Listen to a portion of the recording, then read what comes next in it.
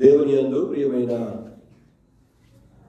క్రైస్తవ బిడ్డలందరికీ దేవుని సేవకునిగా ఫెయిత్ బ్యాప్టిస్ట్ చర్చ్ సంఘపక్షంగా సంఘ కాపరిగా ఉన్నటువంటి నా కుటుంబ పక్షంగా లైవ్లో దేవుని వాక్యాన్ని వింటున్న మీ అందరికీ మన ప్రభువును ప్రియ రక్షకుడైన యేసుక్రీస్తు వారి మరి ఉన్నతమైన శ్రేష్టమైన నామములో నా యొక్క శుభములను మీకు మరొకసారి అందజేస్తూ ఉన్నాను. మీరందరూ బాగున్నారని విశ్వాసం కలిగి ఉంటున్నాం. మీ కొరకు ప్రార్థన చేస్తూ ఉన్నాం. మీరు కూడా మా కొరకు మా పరిచయ కొరకు ప్రార్థిస్తున్నారని విశ్వాసం కలిగి ఉంటున్నాం. ప్రియులారా, గత కొన్ని వారాల నుండి మనము అబ్రాహాము జీవితాన్ని ధ్యానం చేస్తూ ఉన్నాం. ఆది కాండము మరి గ్రంథములో నుండి 12వ అధ్యాయంలో దేవుడు అబ్రాహామును పిలుస్తాడు. నీవు నీ దేశాన్ని వదిలిపెట్టాలి, నీ యొక్క తల్లిదండ్రులు విడిచిపెట్టాలి, నీ బంధువులను వదిలిపెట్టి నేను చూపించే దేశానికి నువ్వు వెళ్ళాలి అని దేవుడు అబ్రాహామును దర్శించి అబ్రాహామును పిలిచినప్పుడు నన్ను దేవుడు పిలుస్తున్నాడు అనేటువంటి భావన, ఆ గ్రహింపు కలిగినటువంటి అబ్రాహాము దేవుడు చెప్పినట్టుగా తన దేశాన్ని, తన గ్రామాన్ని, తన ప్రాంతాన్ని, తన ఇంటి వారందరినీ, తన తల్లిదండ్రులను వదిలిపెట్టేసి దేవుడు చూపిస్తున్న దేశానికి ఆయన ప్రయాణమై వెళుతూ ఉంటాడు. ఆయన తన ప్రయాణంలో దేవుని మీద ఆధారపడి కొన్ని రోజులు ప్రయాణం చేసినట్టుగా మనం నేర్చుకున్నాం.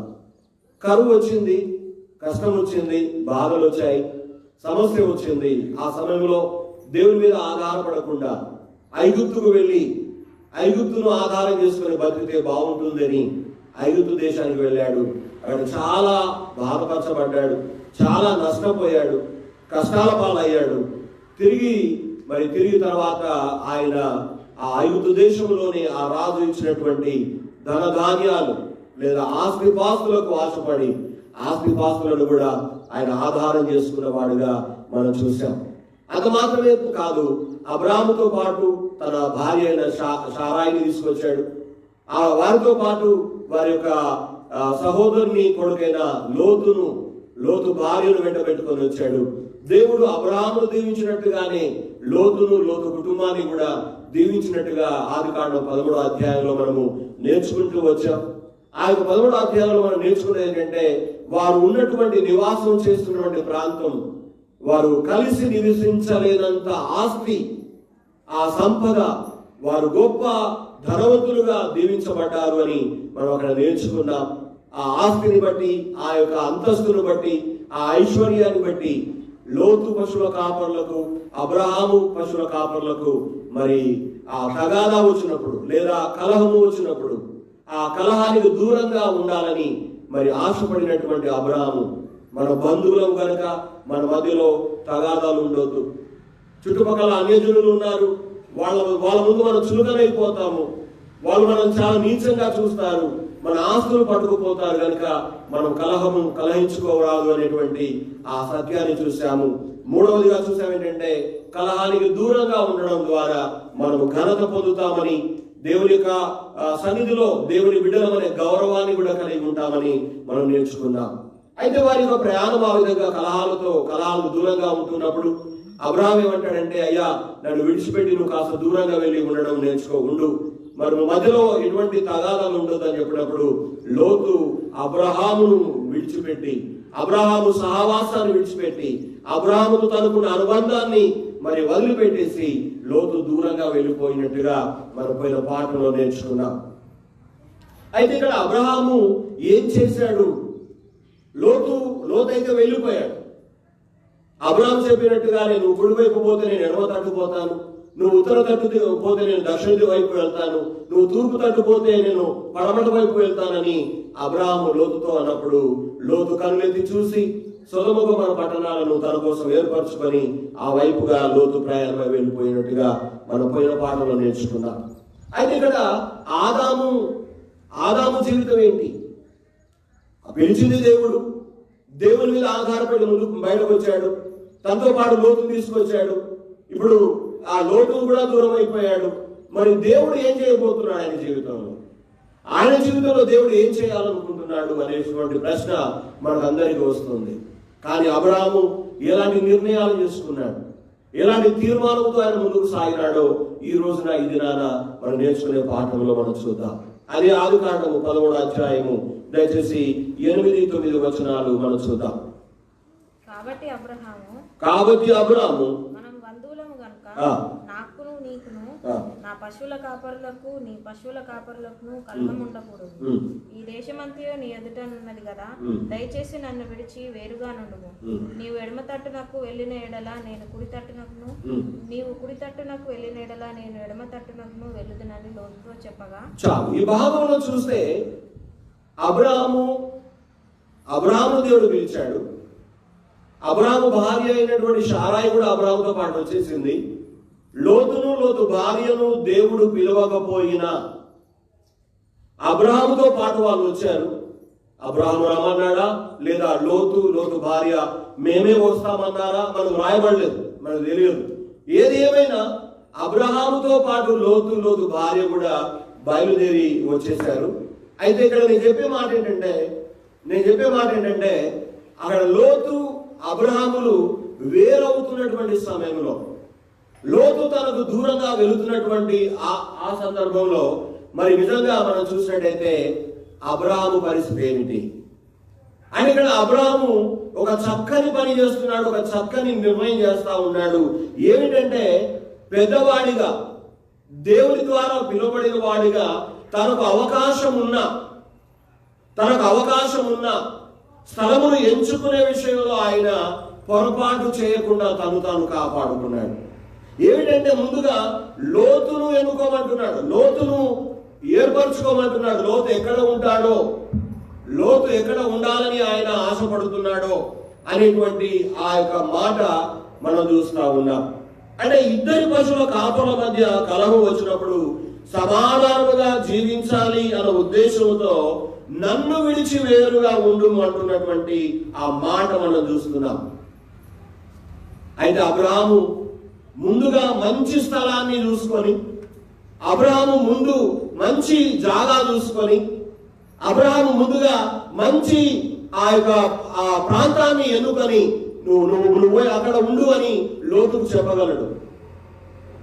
చెప్పే అవకాశం కూడా అబ్రాహాముకు ఉంది. ముందు నేను ఏర్పరచుకుంటా, నేను ఎక్కడ ఉండాలో నేను తీర్మానం చేసుకున్నాక, నేను నిర్ణయం చేసుకున్నాక తర్వాత నువ్వు నేను చెప్పిన చోట ఉండాలి అనేటువంటి మాట లోతుతో చెప్పొచ్చు. కానీ అబ్రాహాము ఆ పని చేయడం లేదు. ముందుగా లోతును ఏర్పరచుకోమంటున్నాడు. లోతు ఎక్కడ ఉంటాడో లోతే నిర్ణయం చేసుకోవాలి. ఎక్కడికి వెళ్తాడో లోతే చెప్పాలి. ఎక్కడ బ్రతుకుతాడో లోతే చెప్పాలి. లోతు ఎక్కడ ఉంటాడో లోతు చెప్పిన తర్వాత మిగిలిన జాగాలో నేను ఉంటానని అబ్రాహాం అనుకున్నాడు. అంటే వాస్తవానికి అబ్రాహాం పెద్దవాడు, అవకాశం ముందుగా అతనే తీసుకోవాలి, కానీ ఆ అవకాశం అబ్రాహాం తీసుకోలేదు. కారణం ఏంటి? చాలాసార్లు 10 రకాల వస్తువులు పెట్టి నీకేం మంచిది కావాలి తీసుకోండి అంటే ఎవరైనా సరే మంచిది తీసుకుంటారు. ఆ వస్తువులన్నీ ఒకవేళ నేనే పెట్టాను టేబుల్ మీద పెట్టి మీరందరూ మీకు కావాల్సిన వస్తువు తీసుకోండి అంటే ఎవరో ఒకరు వచ్చి వాళ్ళకి అవసరమైంది తీసుకుంటారు మంచిది. కానీ పెట్టిన నేను తీసుకోవాలి ముందుగా.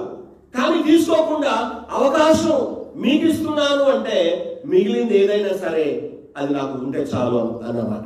అంతేనా? ఇక్కడ గమనించాలి, అబ్రాహాము కూడా అదే పని చేస్తున్నాడు. స్థలము ఎంచుకునే విషయంలో లోతు ఏ స్థలం అయితే తీసుకుంటాడో ఆ స్థలము లోతు తీసుకొని కాక, కానీ మిగిలిన ఆ స్థలంలో నేను ఉంటాను. ఆ స్థలం ఎలాంటిదైనా సరే, లోతు ఎలాంటి స్థలాన్ని లోతు దాన్ని చూసినప్పుడట ఆ ప్రాంతాన్ని పచ్చగా ఉన్నదట, యెహోవా తోటలాగా ఉన్నదట. అంతేనా? నిజంగా నీళ్లు పారే దేశముగా ఉన్నదట. అనగా లోతు మంచి ప్రాంతాన్ని ఎన్నుకున్నాడు, సారవంతమైన ప్రాంతాన్ని ఎన్నుకున్నాడు, కనులకు చాలా ఇంపైన దాన్ని ఎన్నుకున్నాడు. మిగిలింది ఏంటి అంటే అక్కడ ఉన్న ఆ ప్రాంతం మంచిది కాదు, రాళ్ళు రప్పలు, సేద్యానికి పనికిరానటువంటి స్థలం, నివాసానికి యోగ్యము కానటువంటి స్థలం. దాన్ని వద్దనుకొని లోతు దూరంగా వెళ్ళిపోయాడు. మిగిలింది ఏంటయ్యా అంటే మంచిగా లేని స్థలమే మిగిలింది. అయినప్పటికీ కూడా అక్కడ అబ్రాహాము ఆ స్థలంలోనే ఉండడానికి ఆయన తీర్మానం చేసుకున్నాడు. ఎందుకో తెలుసా? ఎందుకు ఆ పని చేసి ఉండొచ్చు అంటే, ఇంతకుముందు అబ్రహాము ఒక తప్పు చేశాడు. ఏం తప్పు చేశాడు? 12వ అధ్యాయంలో మనం చూస్తాం కదా, 12వ అధ్యాయం 10వ వచనం. అప్పుడు ఆ దేశంలో కరువు వచ్చెను. ఆ దేశంలో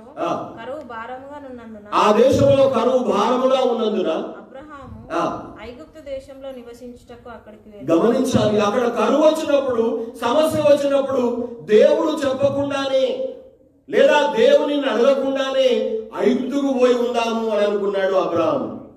అంటే అబ్రహాము బాగా ఒక పాఠము బాగా ఆయనకు నేర్చుకున్నాడు. ఒక పాఠం ఏంటంటే, ఏదేమైనా సరే దేవుని అడగకుండా కానీ దేవుడు చెప్పకుండా కానీ ఏ స్థలానికి పోయినా అది మంచిది కాదు. దేవుని అడగకుండా పోయిన ఒకసారి ఒక దేశానికి, ఒక ప్రాంతానికి ఆయన చాలా కష్టాలు పడ్డాడు, చాలా బాధలు పడ్డాడు, ఇబ్బందులు ఎదుర్కొన్నాడు, వేదన బాధ భరించాడు, అబద్ధం చెప్పాడు, తన భార్య తన కళ్ళెదుట వేరే వాళ్ళ ఇంటికి తీసుకోబడింది, ప్రాణభయంతో ఉన్నాడు. నిజంగా దేవుడు ఇవ్వని స్థలములో లేదా దేవుడు చెప్పని స్థలములో ఏ మనిషి వెళ్ళినా అక్కడ ఉన్న సమాధానం నెమ్మది ఉండదని అబ్రాహాము బాగా తెలుసు. అందుకనే ఇప్పుడు స్థలం ఎంచుకునే విషయంలో, ఉండే ఆ యొక్క ప్రాంత విషయంలో ఆయన తొందరపడకుండా ఒక చక్కని నిర్ణయాన్ని అబ్రహాం చేసుకుంటున్నాడు. లోతు ఏ ప్రాంతమైనా వెళ్ళిపోని మిగిలిన ప్రాంతంలో నేను ఉంటా, దేవుడు నాతో ఉంటే చాలు. అది రాళ్ళు రప్పలు ఉన్న ప్రాంతమైనా సరే, అది పంటలు పండే స్థలం కాకపోయినప్పటికీ సరే, లేకపోతే అక్కడ ఆ ప్రాంతంలో ఏది ఉన్నా ఏది లేకపోయినా సరే, దేవుడు ఉన్న స్థలంలో నేను ఉంటాను, దేవుడు చెప్పిన స్థలంలో నేను ఉంటాను, దేవుడు చెప్పిన ప్రాంతంలో నేను ఉంటాను. కానీ లోతులాగా నేను తొందరపడి వెళ్ళను అని అబ్రహాం ఒక నిర్ణయం చేసుకుంటున్నాడు. నీవు ఎలాంటి ఒక నిర్ణయం నువ్వు చేసుకుంటావు?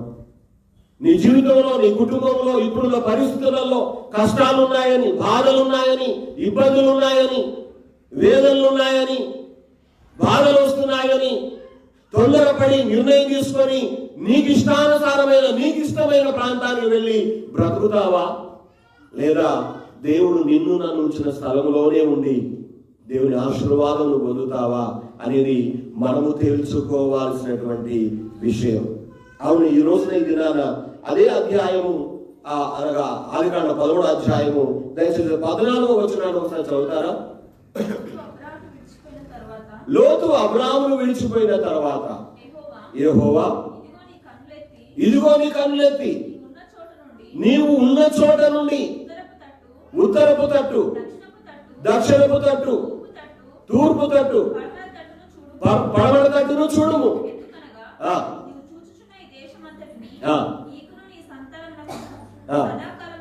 గమనించారా? ఇక్కడ నీ ఉన్న స్థలములో నుండి లేచి నిలబడి చూడు. కనులెత్తి లోతేమో తనకి ఇష్టమైన ప్రాంతాన్ని ఎన్నుకొని వెళ్ళిపోయాడు.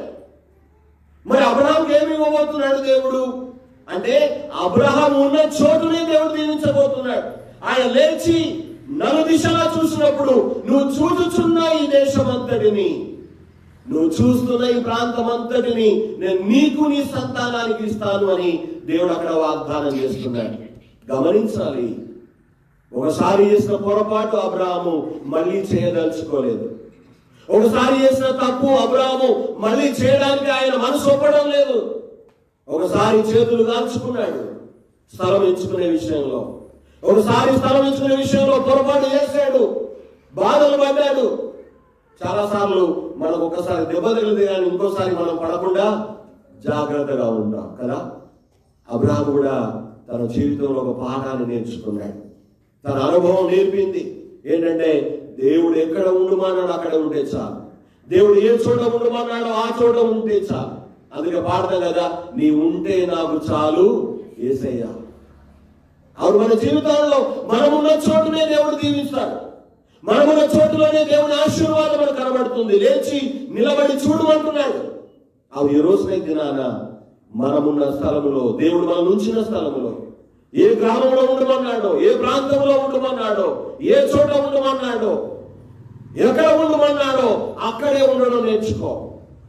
ఆ స్థలంలోనే ఉండడం నేర్చుకో, ఆ స్థలంలోనే బ్రతకడం నేర్చుకో.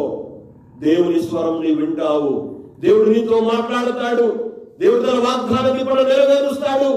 కానీ లోతులాగా నువ్వు తొందరపడి వెళ్ళిపోతే దైవాశీర్వాదాన్ని నువ్వు పోగొట్టుకుంటావు, దేవుని వాగ్దానానికి నువ్వు దూరం అవుతావు అన్న విషయాన్ని ఇక్కడ మనం చూస్తూ ఉన్నాం. అవును, అక్కడ సొంత నిర్ణయంతో ఐగుప్తుకు వెళ్ళి ఎన్ని బాధలు పడ్డాడో అబ్రాహాముకు చాలా అనుభవం ఉంది.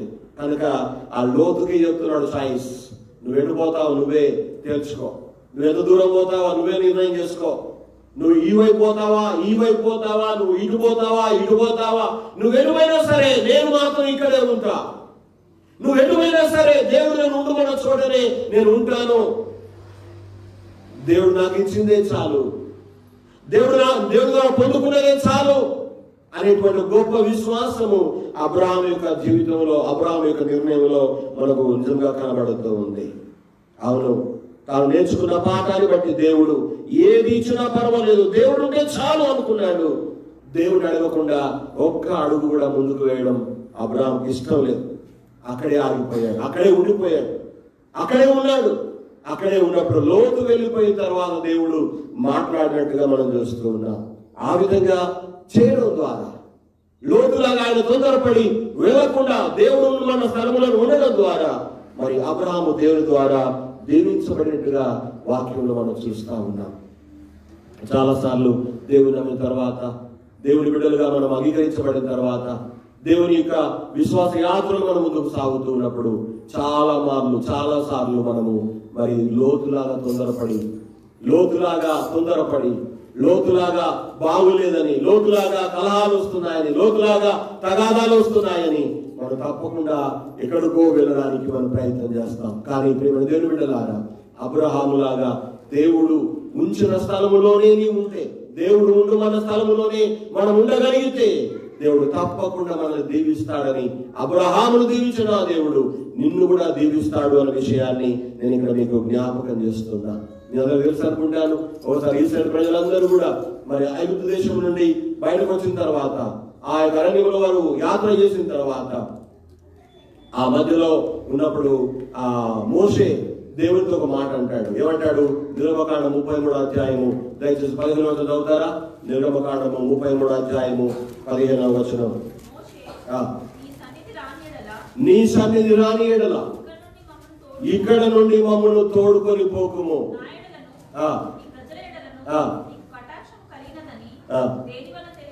చాలు, విభాగంలో చూస్తాడు, నీవు మాతో రాకపోతే, నీవు మాతో లేకపోతే మమ్మల్ని ఇక్కడి నుంచి నువ్వు తీసుకోపోవద్దు. ఎక్కడి నుంచి? ఈ అడవిలో నుండి, అరణ్యంలో నుండి కానాన్లోకి మేము వెళ్ళాల్సిన అవసరం లేదు. ఈ అడవిలోనే ఉంటాము, ఈ అరణ్యంలోనే ఉంటాము, ఈ సమస్యలోని కష్టాల్లోనే ఉంటాము. ఎందుకంటే నువ్వు మాతో ఉంటావు. ఒకవేళ మేము కానాను వెళితే నువ్వు లేకపోతే మేము ఎందుకు పోవాలి అంటున్నాడు అక్కడ.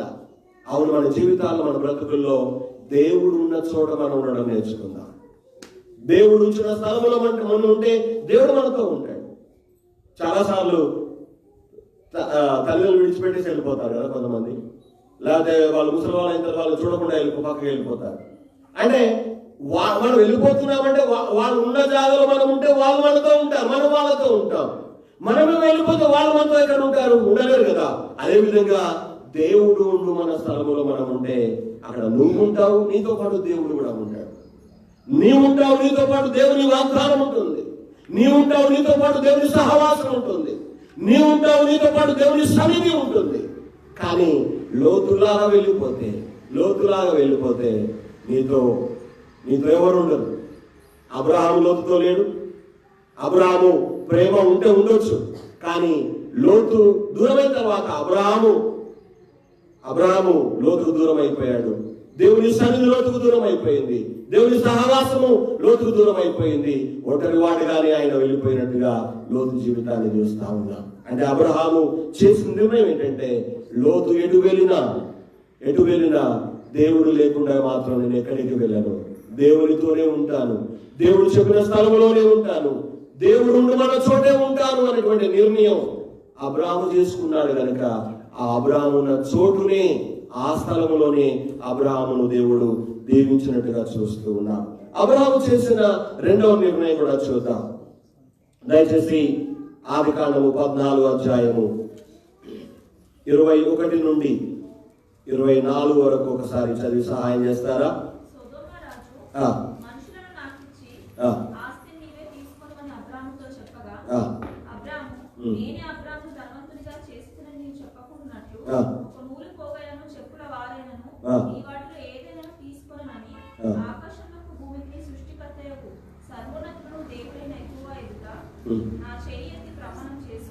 ఇక్కడ చూసినట్టయితే అబ్రహాము చేసిన ఇంకొక నిర్ణయం చూస్తున్నాం. మొదటి నిర్ణయం ఏంటి? దేవుడు ఉండు మన స్థలములోనే ఉండడానికి అబ్రహాము నిర్ణయం చేసుకున్నాడు.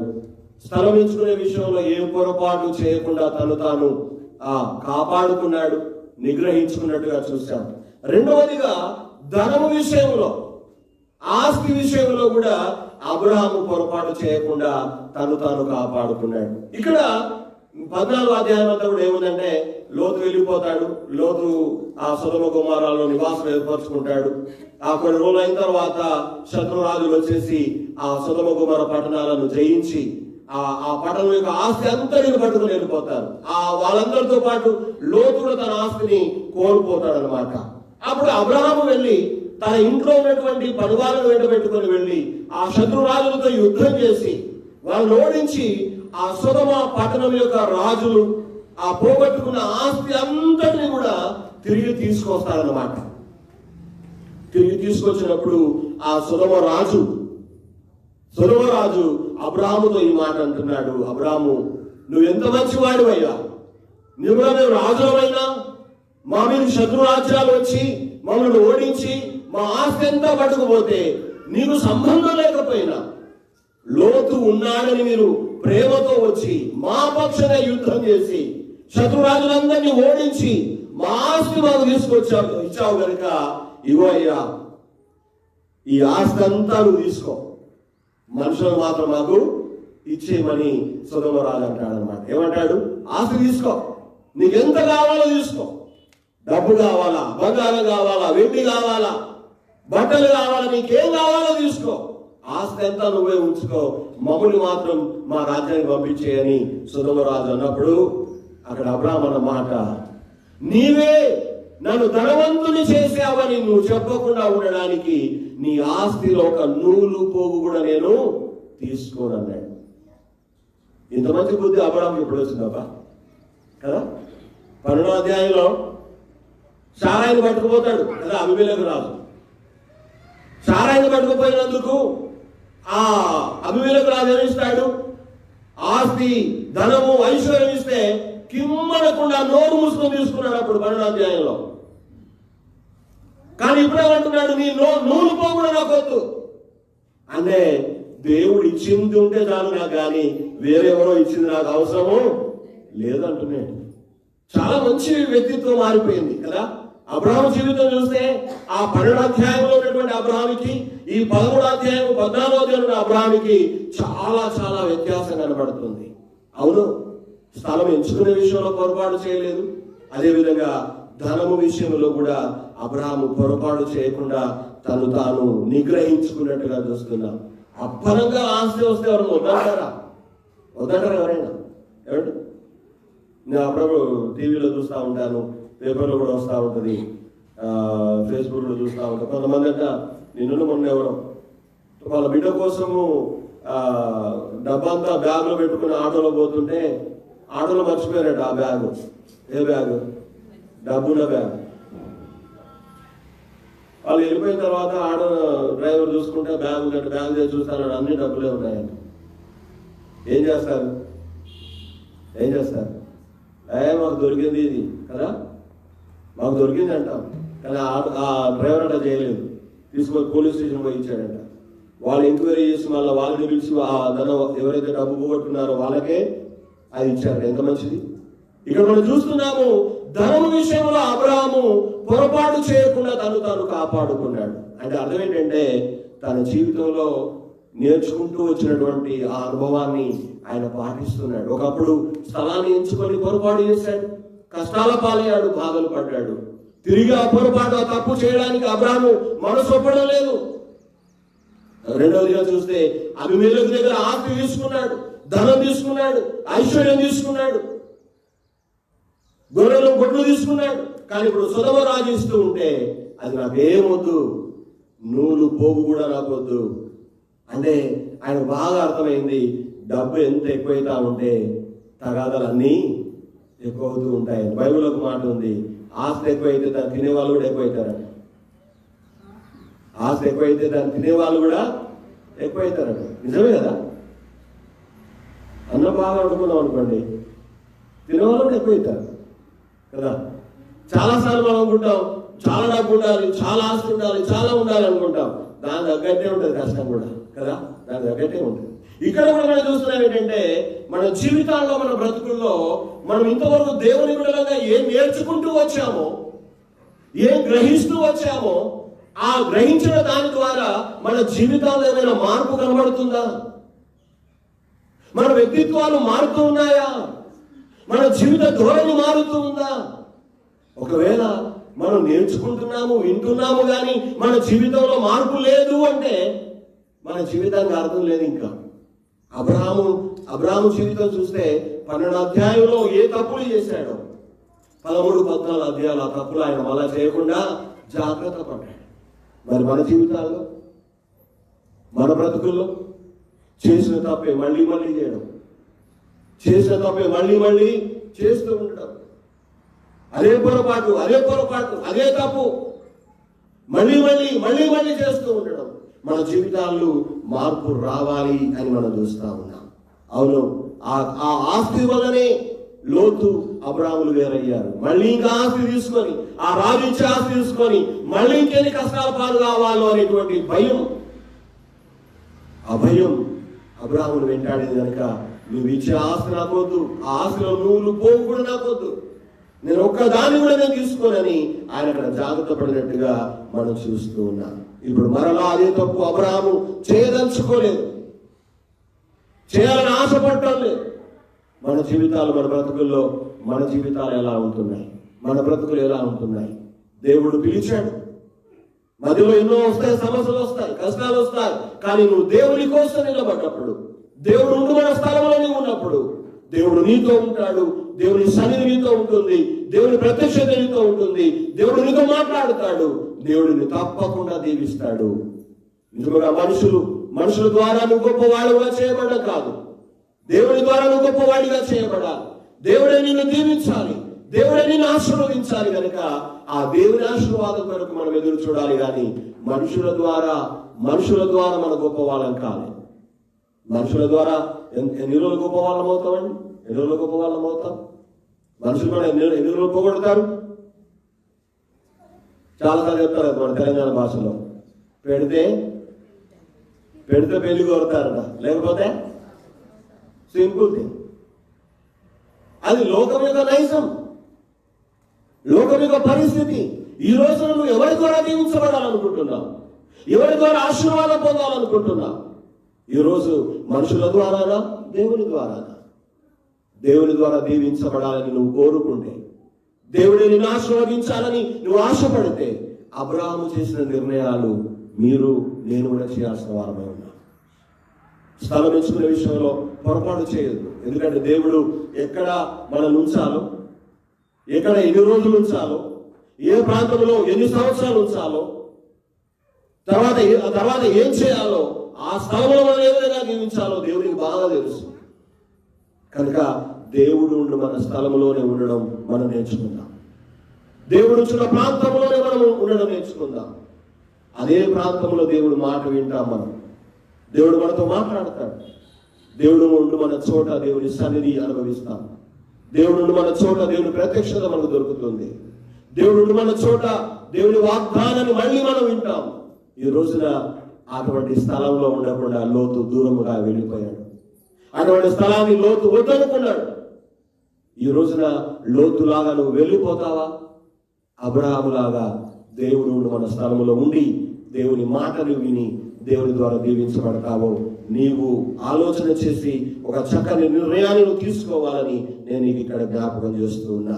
కనుక నీకు ఎవరో ఇచ్చింది కాదు, దేవుడు నీకు ఏం కావాలో, ఎప్పుడు కావాలో, ఎంత కావాలో అంత దేవుడు నీకు ఇస్తాడు.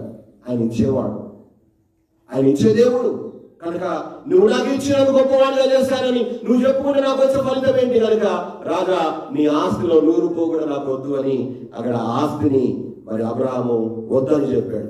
దేవుడు నాకు కావలసిన దాన్ని, అవసరమైన దాన్ని ఇస్తాడు అనేటువంటి నమ్మకంతో అబ్రహాము ముందుకు సాగిపోయినట్టుగా చూస్తూ ఉన్నాం. అబ్రహాము తన ప్రయాణంలో ఎదురైన అనుభవముల ద్వారా కొన్ని పాఠాలు నేర్చుకున్నాడు. ఏంటంటే, దేవుడు చెప్పకుండా ఎక్కడికి వెళ్ళొద్దు, సొంత నిర్ణయాలు తీసుకోవద్దు అని అబ్రహాము నేర్చుకున్నాడు. కనుక లోతు వెళ్ళిపోయినా సరే, లోతు తన ఆశంతా మనసులో వెళ్ళిపోయాడు, అంతా తీసుకొని వెళ్ళిపోయాడు. కానీ సొంత నిర్ణయాలు అబ్రహాము తీసుకోలేదు. దేవుడు మన చోటే ఉన్నాడు. రెండవదిగా, ధనాన్ని ఆశించలేదు ఆయన, ఎవరో ఇచ్చిన దానికోసం ఆశపడలేదు ఆయన. ఈ పాఠాలు నేర్చుకున్న అబ్రహాము మరలా ఆ పొరపాటు చేయకుండా జాగ్రత్త పడినాడు. మన జీవిత ప్రయాణంలో మనం ఎదుర్కొనే ప్రతి పరిస్థితి నుండి దేవుడు మనకు కొన్ని పాఠాలు నేర్పిస్తూ ఉంటాడు. మనకు కూడా నేర్పిస్తూ ఉంటాడు. అవునా? నేర్పిస్తూ ఉంటాడు. యోనా కాకినాడలో ఉన్నారు. యోనా వాళ్ళు, యోనాన్నకు కరోనా వచ్చింది, యోనన్న కూతురుకు కరోనా వచ్చింది, యోనన్న కొడుకు కరోనా వచ్చింది. కుమారకకు రాలి.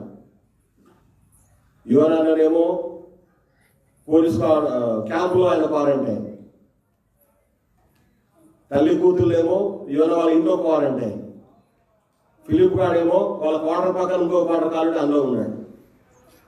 15 దినాలు, దాదాపుగా 15 రోజుల పైన ఉన్నారంట వాళ్ళు.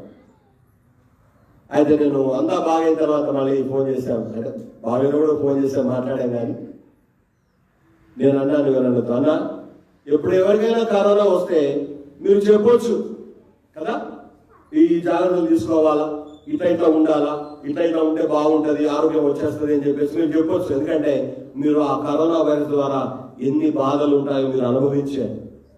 అదేవిధంగా దేవుని పిలుపుకు లోబడి దేవుని బిడ్డగా బ్రతుకుతూ వచ్చిన మన ప్రయాణంలో కూడా, మన జీవితంలో కూడా దేవుడు ప్రతి పరిస్థితి ద్వారా మనకు కొన్ని పాఠాలు నేర్పిస్తూ ఉంటాడు. ఆ నేర్చుకున్నటువంటి ఆ పాఠాలను, నేర్చుకుంటూ వచ్చినటువంటి ఆ సత్యాల ప్రకారంగా మనం జీవించగలుగుతూ ఉన్నామా? అబ్రహాము జీవించాడు. చేసిన తప్పు వల్ల చేయకుండా ఆయన నిలబడ్డాడు, ఆ తప్పు చేయకుండా జాగ్రత్త పడ్డాడు. మరి ఈ రోజున దేవుని బిడ్డగా అబ్రహాము లాగానే నువ్వు నేను పిలువబడ్డాం. ఆయన మీద ఆధారపడి బయలుదేరి వచ్చేసాం. మన ప్రయాణంలో ఇంకా ఉన్నాము, గమ్యాన్ని చేరుకోలేదు. అయితే మనం నేర్చుకుంటున్నటువంటి దేవుని సత్యాన్ని, మనం నేర్చుకున్నటువంటి ఆ దేవుని పాఠాలను మన జీవితంలో పాటిస్తూ, మన ద్వారా తప్పులు జరగకుండా, పొరపాటు జరగకుండా మనము తగిన జాగ్రత్త మనము తీసుకోవాలని ఇక్కడ మనము నేర్చుకుంటున్నాం. ఆ పాఠముల ద్వారా బుద్ధి తెచ్చుకొని మరలా పొరపాటు చేయకుండా మనం జాగ్రత్తగా మనం జీవించాలి. అవును, దేవుడు ఎందుకొరకు ఈ బైబిల్ గ్రంథాన్ని మనకి ఇచ్చాడు కదా? 1 కొరింథీ పత్రిక 13వ అధ్యాయం 1 కొరింథీ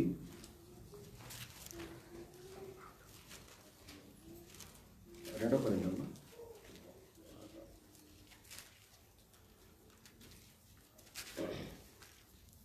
లేదు, 1 కొరింథీ 10వ అధ్యాయం 13వ వచనం 11వ వచనం. ఈ సంగతులు దృష్టాంతములుగా వారికి సంభవించి యుగాంతమందున్న మనకు బుద్ధి కలుగుటకై వ్రాయబడ్డాయి. దేవుడు తన గ్రంథాన్ని మనకు ఎందుకు ఇచ్చాడు? ఆ గ్రంథంలో నుండి మనం చదువుతున్నప్పుడు దేవుడు మనతో ఎందుకు మాట్లాడుతాడు అంటే, యుగాంతములో ఉన్నటువంటి మనకు బుద్ధి కలగడానికంటే తప్పులో పడిపోకుండా ఉండడానికే దేవుడు మనకు దేవుని సత్యాలు నేర్పిస్తూ ఉంటాడు. ఆ వాక్యాన్ని వింటున్నటువంటి మనం, వాక్యంలో సత్యాన్ని గ్రహించినటువంటి మనం, అబ్రహాము స్థలం ఎంచుకునే విషయంలో తప్పు ఏ విధంగా చేయలేదో, ధనము విషయంలో, ఆస్తి విషయంలో పొరపాటు తప్పు ఏ విధంగా చేయకుండా తను తాను కాపాడుకున్నాడు, మనము కూడా మన జీవిత యాత్రలో అటువంటి పొరపాట్లు చేయకుండా మనము జాగ్రత్తగా కాపాడుకోవాలి. నిజముగా మన దేవుడిలో మనము మాటికి తప్పు చేస్తూ పోతున్నాం అనుకోండి, మాటికి పొరపాటు చేస్తూ పోతున్నాం అనుకోండి, మన జీవితాల్లో ఆ దేవుని బిడ్డగా ఉండేటువంటి ఆ జీవితానికి అర్థమే ఉండదని నేను ఇక్కడ మీకు జ్ఞాపకం చేస్తూ ఉన్నా. అవును, మన జీవితాలు, మన బ్రతుకుల్లో దేవుడు మనతో మాట్లాడుతున్నప్పుడు, దేవుడు మనం దర్శిస్తూ ఉన్నప్పుడు మన జీవితాలను సరి చేసుకొని చక్కపరుచుకొని మన జీవితంలో ఎలాంటి తప్పులకు తావివ్వకుండా, ఎలాంటి పొరపాట్లకు తావివ్వకుండా మనం జాగ్రత్త కలిగి బుద్ధిహీనులకు కాకుండా జీవించే వారంగా ఉండాలని నేను ఇక్కడ మీకు జ్ఞాపకం చేస్తున్నాను. 85వ కీర్తన దయచేసి 8వ వచనాన్ని కూడా చదవండి. 85వ కీర్తన.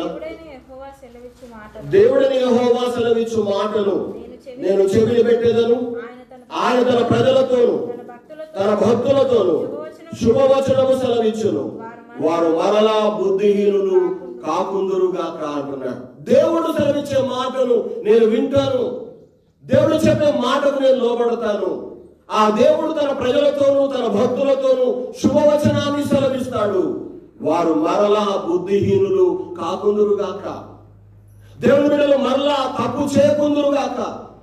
దేవుని బిడ్డలు మరలా పొరపాటు మీద పొరపాటు చేయకుండా ఉందురుగాక అని అక్కడ దేవుని వాక్యము వ్రాయబడి ఉంది.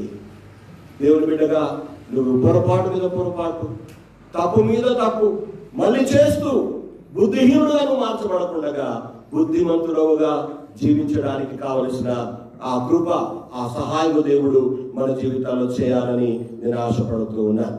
అది మాత్రమే కాదు, 14వ అధ్యాయంలో మనం చూసినట్టయితే అబ్రహాము తన జీవితంలో సర్వోన్నతుడైన దేవుని యొక్క కృపను కలిగిన వాడుగా ఉంటున్నాడు. గమనించండి, ఇలాంటి నిర్ణయాలు తీసుకునే విషయంలో, ఈ విధంగా నిలబడే విషయంలో, ఈ విధంగా దేవుడు ఉన్న స్థలంలో ఆయన నిలబడడానికి, శత్రు రాజులను తరిమి కొట్టడానికి, వారు పోగొట్టుకున్నటువంటి ఆస్తిని ఐశ్వర్యాన్ని మరి తిరిగి తీసుకురావడానికి దేవుడు తన పక్షంగా ఎంతటి కృప చూపాడో ఆ 14వ అధ్యాయంలో 2 విషయాలు నేను మీకు చూపెట్టేసి నా యొక్క వాక్య భాగాన్ని ముగించాలనుకుంటూ ఉన్నాను. లోతు చెరపట్టబడతాడు, లోతు పట్టబడతాడు. లోతు యొక్క ఆస్తి, లోతు యొక్క భార్య, పిల్లలు అందరూ కూడా శత్రురాజులు తీసుకొని వెళుతారు. అలాంటప్పుడు అబ్రహాము వెళ్ళి ఆ రాజులను జయించి ఆస్తి తీసుకొస్తాడు. సొలొమోను అంటాడు, ఆస్తి తీసుకోమని చెప్పినప్పుడు ఆ ఆస్తి నాకొద్దు, నూలు పోగుడు నాకొద్దు అని చెప్పేసి ఆస్తిని వద్దని చెప్తాడు. ఆ తర్వాత క్రమంలో మనం చూస్తే మెల్కీసెదెకు మనకు కనబడతాడు. అక్కడ మెల్కీసెదెకు 14వ అధ్యాయము 18 నుండి 20 వచనాల్లో మనం చూస్తే దయచేసి 19వ వచనాన్ని చూద్దాం. మరియు షాలేము రాజైన మెల్కీసెదెకు రొట్టెను ద్రాక్షరసమును తీసుకొని వచ్చాను. అతడు సర్వోన్నతుడగు దేవునికి యాజకుడు. అప్పుడు అతడు అబ్రహామును ఆశీర్వదించి, ఆకాశమునకు భూమికి సృష్టికర్తయును సర్వోన్నతుడైన దేవుని వలన అబ్రహాము ఆశీర్వదింపబడను గాక అని. గమనించాలి, మెల్కీసెదెకు వచ్చి అబ్రహామును దీవిస్తూ అంటున్నాడు, సర్వోన్నతుడైన దేవుని వలన అబ్రహాము ఆశీర్వదించబడాలి. అబ్రహాము దేవుని ఆశీర్వాదం పొందాలి అని ఒక యాజకుడు అబ్రహామును దీవిస్తున్నాడు. ఎప్పుడు దీవిస్తున్నాడు అంటే స్థలము ఎంచుకునే విషయంలో పొరపాటు చేయకుండా ఉన్నప్పుడు, ఆస్తి ఐశ్వర్యంలో విషయంలో పొరపాటు చేయకుండా ఉన్నప్పుడు యాజకుడు వచ్చి అబ్రహామును దీవిస్తున్నాడు. సర్వోన్నతుడైన దేవుని వలన అబ్రహాము ఆశీర్వదించబడాలి. అవును, ఆశీర్వాదం అనేది దేవుని వలన మాత్రమే వస్తుంది. ఆశీర్వాదం అనేది దేవుడు మాత్రమే ఇస్తాడు. ఆశీర్వాదం అనేది దేవుని వలన మాత్రమే కలుగుతుంది. మానవ ప్రయత్నాల వలన, మనుషులు చేసే కష్టం వలన అది ఎక్కువ కాదు కదా. యెహోవా ఆశీర్వాదము ఐశ్వర్యం అనుగ్రహిస్తుంది, నరుల కష్టము చేత అది ఎక్కువ కాదు. మన జీవితాల్లో ఆశీర్వాదం అనేది సర్వోన్నతుడైన దేవుని వలన మాత్రమే కలిగే కార్యం. అవును, ఇక్కడ ఎప్పుడైతే అబ్రహాము దేవుని పక్షంగా నిలబడ్డాడో, తప్పులు పడిపోకుండా తన జీవితాన్ని కాపాడుకొని నిలబడుతూ ఉన్నాడో, పొరపాటు చేయకుండా ఎప్పుడైతే జాగ్రత్త పడుతున్నాడో, యాజకుడు అంటున్నాడు, సర్వోన్నతుడైన దేవుని వలన నువ్వు దీవించబడాలి. ఆ దేవుడే నిన్ను ఆశీర్వదించాలి. నీ కుటుంబాన్ని ఆశీర్వదించాలని అక్కడ యాజకుడు పలికిన మాట మనం చూస్తూ ఉంటూ ఉన్నాం. అవును, దేవుడు ఆశీర్వదిస్తే అది ఎప్పటికీ ఆశీర్వాదకరంగా ఉంటుంది, అది ఎప్పటికీ దీవెనకరంగానే ఉంటుంది. కొంతమంది ఆశీర్వాదం ఉంటుంది, వాళ్ళు అన్నీ చేస్తుంటారు, అందరిలాగానే ఉంటారు, కానీ అది ఎప్పుడు తక్కువ కాదు కదా, అది ఎప్పుడు తక్కువ కాదు. చాలాసార్లు చాలా పర్యాయాలు లక్షలున్నా ఇంకా ఏదో తక్కువ అనుకుంటాము కదా, లక్షలున్నా ఏదో వెలితి, ఏదో కొరత, ఏదో లోటు కనబడతా ఉంటది. కానీ దేవుని బిడ్డలుగా దేవుని ఆశీర్వాదం అనుభవించాలంటే దేవునితో ఉండాలి, దేవుని కోసం మనం నిలబడాలి. అప్పుడు అంటున్నాడు యాజకుడు, సర్వోన్నతుడైన దేవుని వలన అబ్రహాము ఆశీర్వదింపబడాలి. మొదటి దినవృత్తాంతములు 17వ అధ్యాయము దయచేసి 27వ వచనాన్ని ఒకసారి చదువుతారా?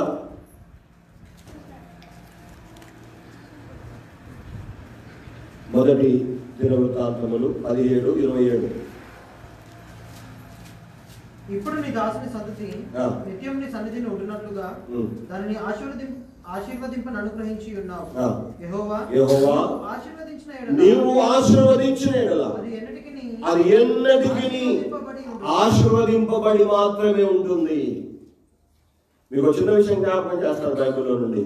యేసు ప్రభు 5 రొట్టెలు 2 చేపలు విరిచి వడ్డించినప్పుడు అక్కడ ఎంతమంది తిన్నారు? 5,000 మంది పురుషులు తిన్నారు. అంటే దాదాపుగా స్త్రీలు పిల్లలు అంటే 10,000 మంది తిన్నారు. ఎప్పుడు తిన్నారు ఆ 10,000 మంది? దేవుడు ఆశీర్వదించిన తర్వాత తిన్నారు. 12 గంపలు ఎత్తారు. ఒకవేళ దేవుడు ఆశీర్వాదం లేకపోతే ఎంతమంది తినేవాళ్ళు? దేవుడు ఆశీర్వదించకపోతే ఎంతమంది తినేవాళ్ళు? ఆ పిల్లోడు ఒక్కడే తినేవాడు కదా.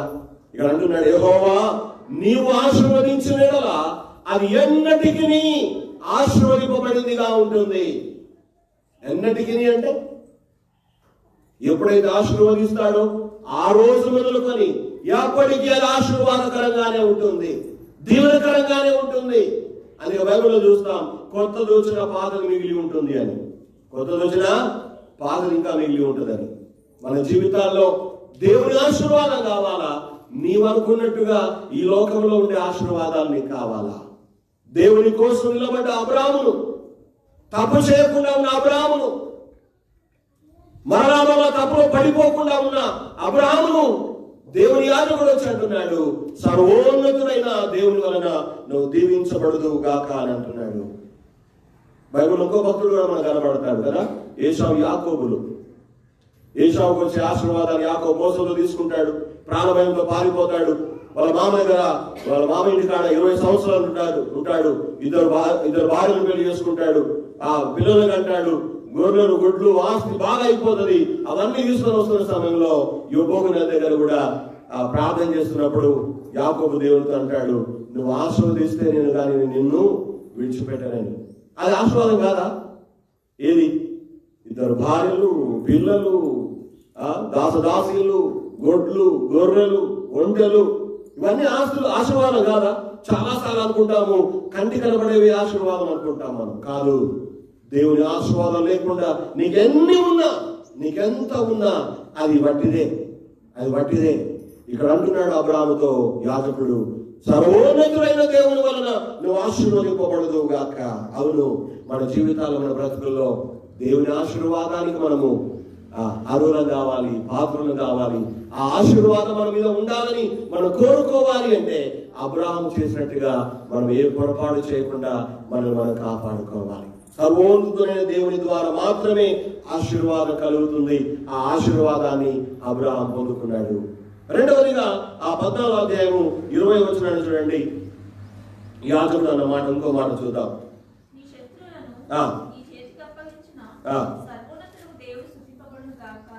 గమనించాలి, ఇక్కడ అంటున్నాడు యాజకుడు రెండవ మాట, నీ శత్రువులను సర్వోన్నతుడైన దేవుడు నీ చేతికి అప్పగించాడు. అంటే సర్వోన్నతుడైన దేవుని ద్వారా విజయము కూడా అబ్రాహాం పొందుకున్నాడు. ఎవరి ద్వారా విజయం పొందుకున్నాడు? దేవుని వలన విజయం పొందుకున్నాడు. చాలా సార్లు మనం కూడా గెలుస్తాం, పరీక్షలలో గెలుస్తాం, పోటీలలో గెలుస్తాం, జీవితంలో గెలుస్తాం. ఎన్నో రకాల గెలుపులు ఉంటాయి. అనగా శత్రువుల మీద మనం విజయం పొందాలి అంటే దానికి కారణం ఎవరో తెలుసా? సర్వోన్నతుడైన దేవుడే కారణం. ఈ రోజు నేను అంటూ ఉన్నాను, ఆ సర్వోన్నతులకు దేవుని ద్వారా అబ్రహాము విజయాన్ని పొందగలిగినాడు, విజయవంతుడుగా ఉన్నాడు. అనగా ఎందువల్ల ఇలాంటి విజయం అబ్రహాము పొందగలిగాడు అంటే కేవలం 13 అధ్యాయము 14 అధ్యాయములో అబ్రహాము దేవుని పక్షంగా దేవుని కోసం నిలబడిన వాడుగా ఉన్నాడు కనుక సర్వోన్నతులైన దేవుని ద్వారా ఆశీర్వాదం పొందేవాడుగా ఆయన అర్హత సంపాదించుకున్నాడు. రెండవదిగా శత్రువుల మీద విజయాన్ని కూడా పొందుకున్నట్టుగా వాక్యంలో మనం చూస్తూ ఉన్నాం. లోతును చెరపడిన రాజులతో యుద్ధం చేసి విజయముతో అబ్రహాము తిరిగి వస్తున్నాడు. బహుశా తన సామర్థ్యం ద్వారా తన శక్తి ద్వారా గెలుపు పొందుకున్నాను అని అనుకున్నాడేమో గాని యాజకుడైన మెల్కీసెదెకు అంటున్నాడు, సర్వోన్నతుడైన దేవుడు నీ శత్రువులను నీ చేతికి అప్పగించాడు, అది నీ వల్ల కాలేదు, ఆ విషయం నీ సొంతం కాదు, అది దేవుని వల్ల కలిగింది అనే విషయాన్ని అక్కడ యాజకుడు జ్ఞాపకం చేస్తున్నాడు. అవును, మన శక్తి వలన మనం ఏమీ సాధించలేము, మన సామర్థ్యం వల్ల మనం ఏమీ పొందుకోలేము, కానీ దేవుడే మనకు విజయాన్ని ఇచ్చేవాడుగా ఉంటాడు అనే విషయాన్ని ఇక్కడ మీకు జ్ఞాపకం చేసుకుంటున్నాను. మీరు తెలుసా, కీర్తనలో ఒక చక్కని మాట ఉంటుంది. 44వ కీర్తన దయచేసి 3వ వచనం చదువుతారా? వారు తమ ఖడ్గము చేత దేశమును స్వాధీనపరుచుకోలేదు, వారి బాహువు వారికి జయమీయలేదు. నువ్వు వారిని కటాక్షించింది కనుక నీ దక్షిణ హస్తమే నీ బాహువే. గమనించారా? మన జీవితాలు మనం సాధించే విజయాలన్నీ కూడా మన సామర్థ్యంతో కాదు, మన శక్తితో కాదు, మన బలముతో కాదు, కానీ దేవుని బాహువు, దేవుని సామర్థ్యం, దేవుని దక్షిణ హస్తం మన పక్షంగా ఉండి మనకు విజయాన్ని దయచేస్తా ఉంటారు. గమనించండి, దేవుని వల్ల ఆశీర్వాదం, దేవుని వల్ల శత్రువుల మీద విజయం మనం పొందుకోవాలి అంటే మనము అబ్రహాము చేసినట్టుగా, అబ్రహాము నిలబడినట్టుగా, అబ్రహాము ఉన్నట్టుగా మనం కూడా ఉండడానికి తీర్మానం చేసుకోవాలి. అబ్రహాము ఎలా ఉన్నాడు? దేవుడు ఉండు మన చోట ఉన్నాడు, దేవుడు ఉండు మన స్థలంలో ఉన్నాడు, దేవుడు నాకు ఉంటే నాకు చాలు అనుకున్నాడు. లోతులాగా తొందరపడి ఒక మంచి స్థలాన్ని, మంచి ప్రాంతాన్ని ఎన్నుకొని నేను వెళ్ళిపోతానని చెప్పి అబ్రహాము తొందరపడలా. ఒక చక్కని నిర్ణయం తీసుకున్నాడు, ఆ జాగ్రత్త పడ్డాడు. రెండవది చూసాము, అపనగా ఆస్తి పొందే అవకాశం వచ్చింది. రాజు అంటున్నాడు, నీకెంత కావాలో అంతా తీసుకుంటున్నాడు. అప్పుడు అబ్రహాము అన్నాడు, నూలు పోగు కూడా నాకు వద్దు, దేవుడు ఇచ్చింది చాలు, నాకు దేవుడు నాకు ఇచ్చింది చాలు అన్నాడు. ఆ విధంగా తప్పులో పడకుండా, పొరపాటులో పడిపోకుండా అబ్రహాము తన జీవితాన్ని కాపాడుకొని నిలబడ్డాడు కనుక 14వ అధ్యాయంలో మనం చూస్తున్నాము, సర్వోన్నతుడైన దేవుని ఆశీర్వాదానికి యోగ్యుడుగా అబ్రహాము నిలబెట్టబడ్డాడు. రెండవదిగా శత్రు రాజుల మీద విజయాన్ని దేవుని వలన ఆయన సాధించిన వాడుగా మనం చూస్తా ఉన్నాం. మరి ఈ మాటలు మనం వింటూ ఉన్నప్పుడు మన జీవితాలు అబ్రహాములాగా దేవుడు మన స్థలంలో మనం ఉండగలిగితే, ఈ లోకంలో దొరికేటువంటి అపరంగా దొరికేటువంటి ఈ లౌకికమైన భౌతికమైన ఈ కంటి కనబడే ఆశీర్వాదాల కోసం అరువులు చాచి పరిగెత్తకుండా స్థిరంగా మనల్ని కాపాడుకోగలిగితే దేవుని ఆశీర్వాదం మనం పొందగలుగుతాం. రెండవదిగా మన శత్రువుల మీద మనకు విజయాన్ని దేవుడు మన పక్షంగా అనుగ్రహిస్తాడు. మూడో మాట నేను చెప్పి ముగిస్తాను. మరొకసారి ఆ 20 వచనం చదవండి, 14-20.